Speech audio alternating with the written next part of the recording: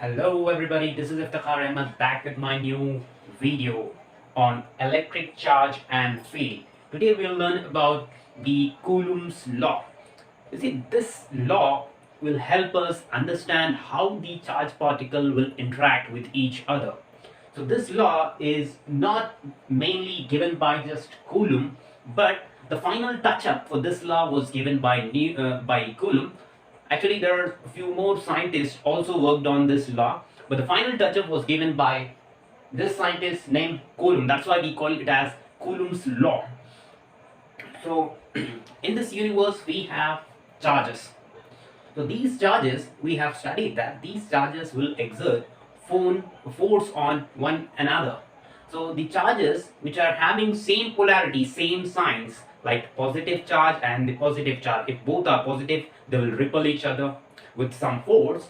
If the charges are of different polarities, means negative and positive, they will attract each other with some force. That force is responsible for the charge present in the body, present in the particle. We already studied those things. Now this law will help us to find out with what amount of force the particles are getting repelled with each other, or the particles are getting attracted towards each other. This law will help us to find out the magnitude of the force. Video को like करें, subscribe करें और अपने दोस्तों से share करें, और हाँ, कमेंट करना ना भूलें.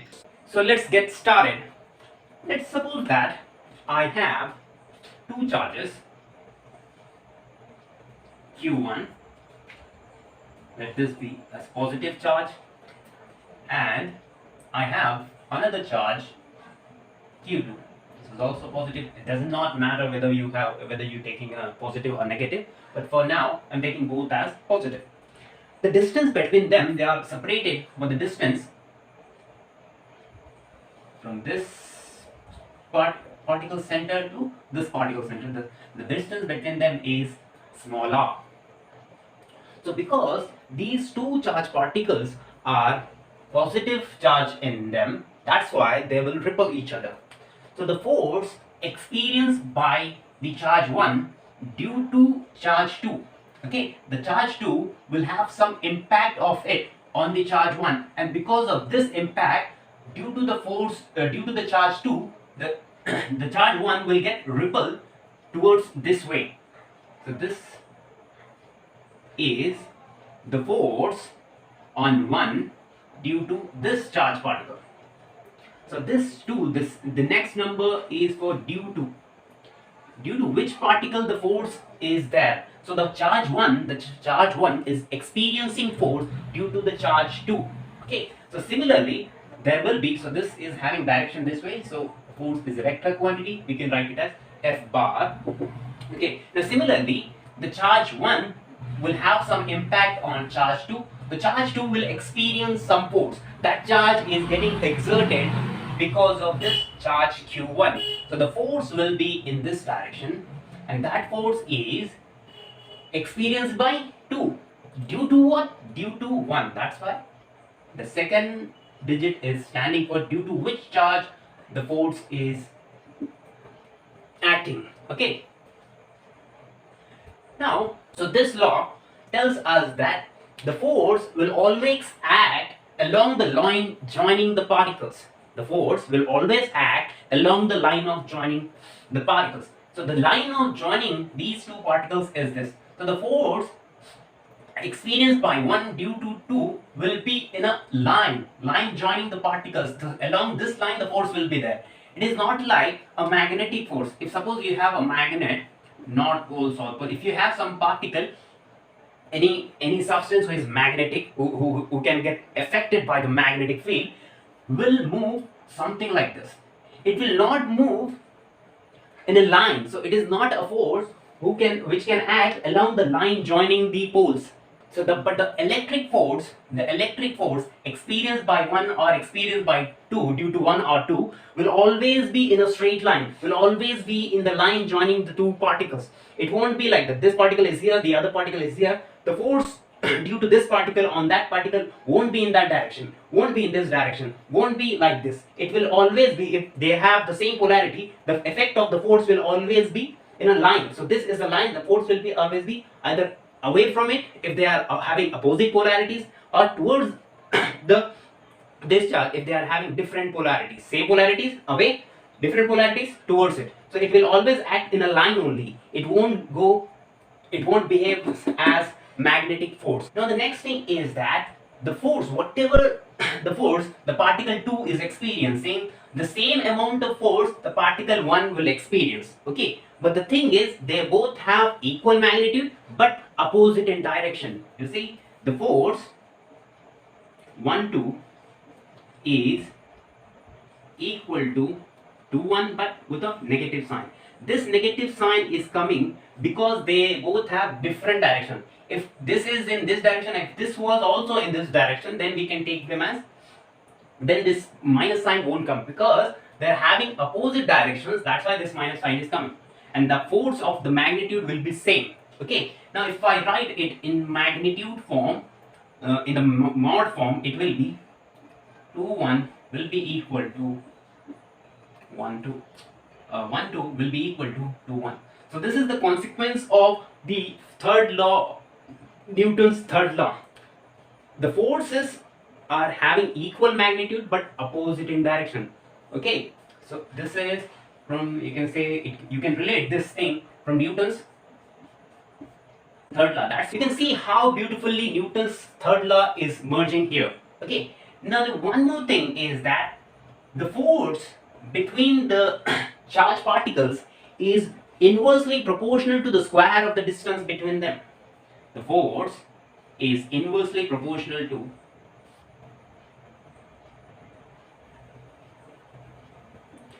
now there's one more thing that you can see from this law is the force is directly proportional to Q1 Q2.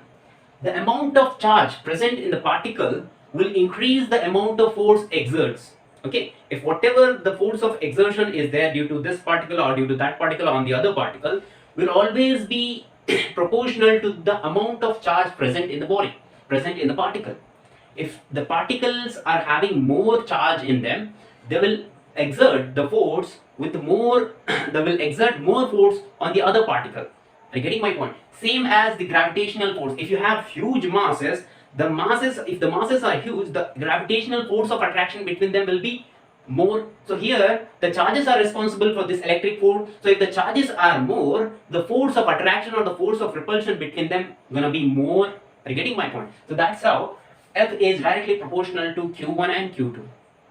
There's one more thing that you can see from this law, that F is inversely proportional to the square of the distance between the particles. The square of the distance between the charged particles. You see, this law is called the inverse square law.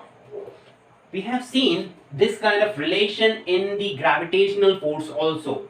The gravitational force follows inverse square law, and the Coulombic force will also follow the inverse square law. What is actually an inverse square law? Inverse square law, to get the feeling for it, suppose if I increase the distance between the particles, distance between the charged particles by 2, by what amount? I'm increasing it by 2. Then the force will decrease. So because they are inverse, the force has to decrease. But the force is getting decreased by, so the present force after increasing the distance by 2, the present force, I'm representing it with F dash, will be equal to the force which was there when the distance was just 1, initial force, divided by the force will get decreased by 4 amount. If the distance will increase by 3, the new force will be less than 9 times less than that of the initial force. So you are seeing some kind of pattern in here. So this pattern is nothing but the inverse square law. The relation between F and R, with this we can say that F is inversely proportional to inversely proportional to the distance square, the distance between the particles square. So this is called the inverse square law. The same is true for the gravitational force also. Okay. Now, if we add them all together, if I take all the things into consideration, to remove the proportionality constant, I have to take a constant in here. That constant is d kappa. or the K. The K is K Q1 Q2 by R square. So this is the final expression for the Coulomb's law, where K is the proportionality constant. It is equals to 1 by 4 pi epsilon.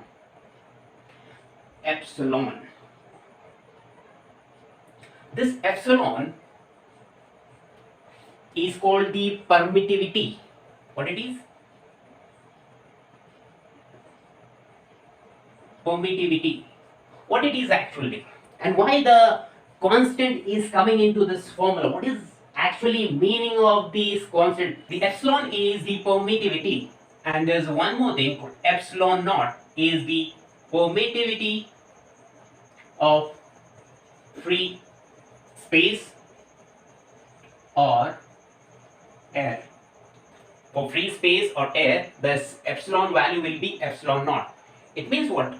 What is the what is the importance of taking this constant into this equation? How this constant gonna help me out for finding the force on the particles, on the charged particles?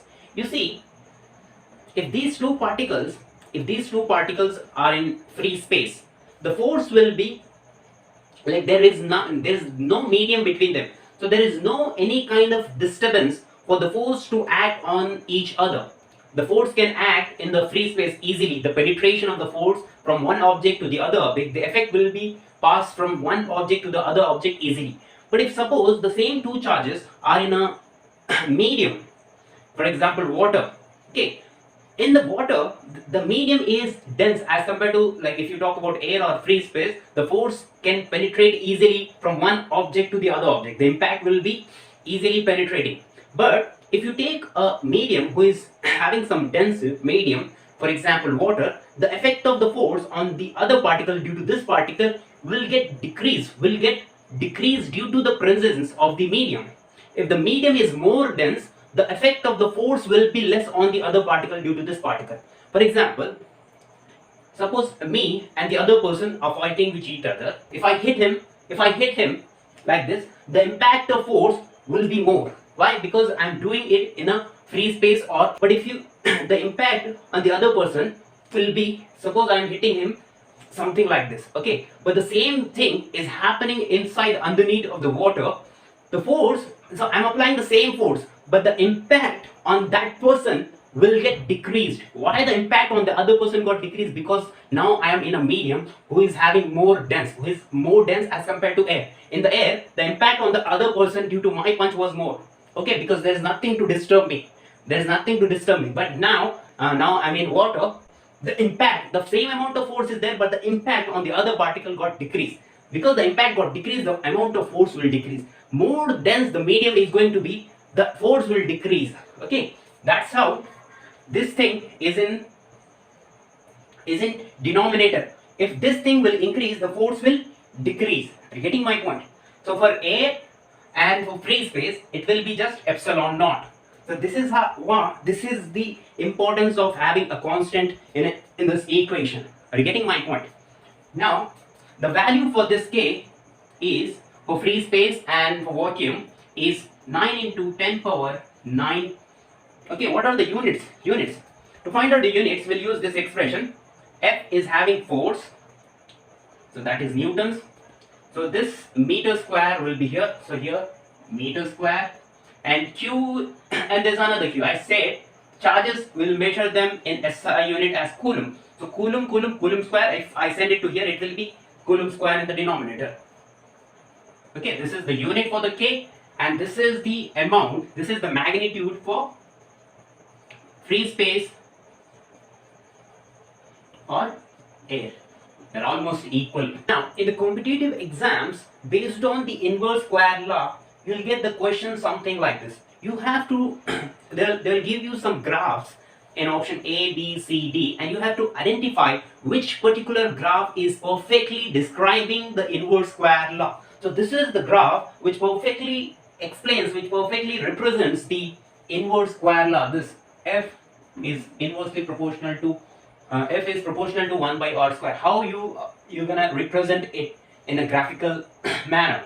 So see, I'll be having two axes. One for the distance between the particles, distance between the charged particles, that is I'm taking along the x-axis as r, and the other is the force between the particles, that is F, I'm taking it on y-axis. So this relation will give you a graph something like this. Now how to check whether this particular line will perfectly is perfectly representing this equation? Let's see. If I increase the distance, so initially distance was here. If I increase the distance by a small amount, you see I'm just moving a little bit towards the x-axis, not a big amount, but you can see from this expression, from this graph, is that the force got decreased by a bigger amount. Again, if you move just a little bit here, the force will decrease by a bigger amount. So that's how this particular line is the perfect suit for F is equals to F is proportional to 1 by r square. Okay, this is the graphical representation of inverse square law. So this representation works for both gravitational force as well as the Coulombic force, like the electric force also. Okay, now we'll see the vector form of the Coulomb's law. So this is just a normal form. Now we'll see how to write the vector form of the Coulomb's law.